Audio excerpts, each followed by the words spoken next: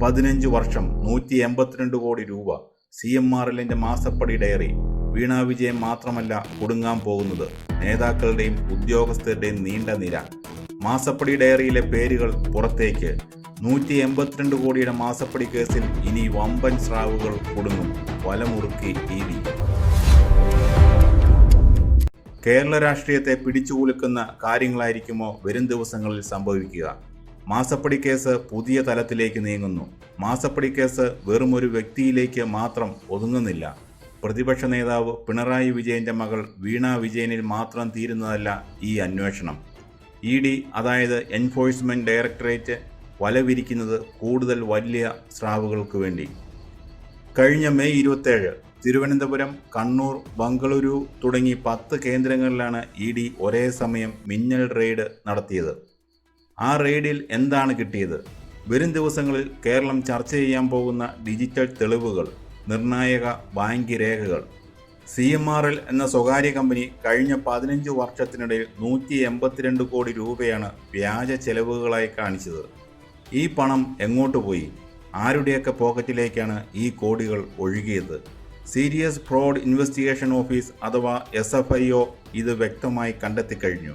അതുകൊണ്ട് തന്നെ വരും ദിവസങ്ങളിൽ കേരളത്തിലെ പ്രമുഖ രാഷ്ട്രീയ നേതാക്കളുടെയും ഉദ്യോഗസ്ഥരുടെയും വീട്ടുപടിക്കൽ EDയുടെ സമൻസ് എത്തുമെന്ന് ഉറപ്പായി കഴിഞ്ഞു. 182 കോടി രൂപ ഇതൊരു ചെറിയ തുകയല്ല. കഴിഞ്ഞ 15 വർഷമായി CMRL കൃത്യമായി എഴുതിവെച്ച ഡയറിയുണ്ട്. കമ്പനി ഉടമ ശശിധരൻ കർത്തയുടെ കുടുംബത്തിൻ്റെ പക്കലുള്ള ആ ഡയറിയിലാണ് എല്ലാ രഹസ്യങ്ങളും ഉള്ളത്. അതിൽ വെറുമൊരു വീണ മാത്രമല്ല ഉള്ളത്. കേരളത്തിലെ പ്രമുഖ രാഷ്ട്രീയ പാർട്ടി നേതാക്കൾ, ഉന്നത ഉദ്യോഗസ്ഥർ, സ്വാധീനമുള്ള വ്യക്തികൾ, അങ്ങനെ നീണ്ടൊരു നിര തന്നെയുണ്ട്.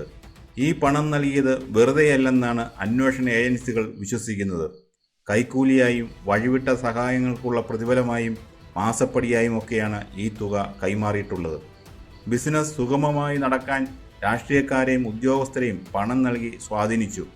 സാധാരണക്കാരൻ നികുതി അടച്ച് ജീവിക്കുമ്പോൾ കോടീശ്വരന്മാർക്ക് വഴിവിട്ട സഹായം ചെയ്യാൻ ഇവിടെ ഒരു സമാന്തര സാമ്പത്തിക ഇടപാട് നടന്നു. അതാണ് ഈ കേസിനെ ഗൗരവമുള്ളതാക്കുന്നത്. ജനാധിപത്യ സംവിധാനത്തോടുള്ള വെല്ലുവിളിയായിട്ടാണ് ഇതിനെ കാണേണ്ടത്. ഇനി ED എന്താണ് ചെയ്യാൻ പോകുന്നത്? കേസ് തെളിയിക്കാൻ അവർക്ക് മുന്നിൽ വ്യക്തമായ പ്ലാനുണ്ട്. മെയ് 27 കിട്ടിയ ഡിജിറ്റൽ തെളിവുകൾ അവർ പരിശോധിച്ചു കഴിഞ്ഞു. അടുത്ത ഘട്ടമായി ഫേസ് ടു ഫേസ് ചോദ്യം ചെയ്യലാണ് ഇപ്പോൾ നടന്നുകൊണ്ടിരിക്കുന്നത്. ED ആദ്യം ചെയ്തത് CMRL ഡയറക്ടർമാരുടെ മൊഴിയെടുക്കലാണ്. ഒപ്പം വീണ വിജയന്റെ മൊഴിയും രേഖപ്പെടുത്തി. ഇനി ഈ 2 മൊഴികളും പരസ്പരം ഒത്തുനോക്കും. ഇതിലെവിടെയെങ്കിലും പൊരുത്തക്കേടുകൾ കണ്ടാൽ ഇരു കൂട്ടരെയും ഒപ്പമിരുത്തി ചോദ്യം ചെയ്യാനാണ് EDയുടെ നീക്കം. CMRLന്റെ ഡയറിയിലെ പേരുകളെല്ലാം പുറത്തു വന്നാൽ കേരള രാഷ്ട്രീയത്തിൽ എന്താണ് സംഭവിക്കാൻ പോകുന്നത്?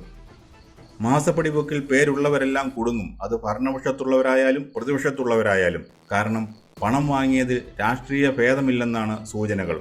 പല പ്രമുഖ നേതാക്കളുടെയും രാഷ്ട്രീയ ഭാവി തന്നെ ഈ ഡയറിയിലെ പേജുകളിൽ കുടുങ്ങിക്കിടക്കുകയാണ്. കള്ളപ്പണം വെളുപ്പിക്കൽ നിരോധന നിയമം അനുസരിച്ചാണ് ED അന്വേഷണം. അതുകൊണ്ട് തന്നെ അറസ്റ്റിലേക്ക് കാര്യങ്ങൾ നീങ്ങിയാൽ ജാമ്യം കിട്ടുക അത്ര എളുപ്പമാകില്ല. പല ഉന്നത ഉദ്യോഗസ്ഥരുടെയും കസേരകൾ തെറിക്കും. വർഷങ്ങളായി പൂഴ്ത്തിവെച്ച അഴിമതിയുടെ ഫയലുകൾ ഓരോന്നായി തുറക്കപ്പെടും. കേരള രാഷ്ട്രീയം ഇന്നുവരെ കാണാത്ത തരത്തിലുള്ള വലിയൊരു ശുദ്ധീകരണത്തിനാണോ ഈ കേസ് വഴിവെക്കുക? വരും ദിവസങ്ങളിൽ നമ്മൾ കാണാൻ പോകുന്നത് EDയുടെ നിർണായക നീക്കങ്ങളാണ്.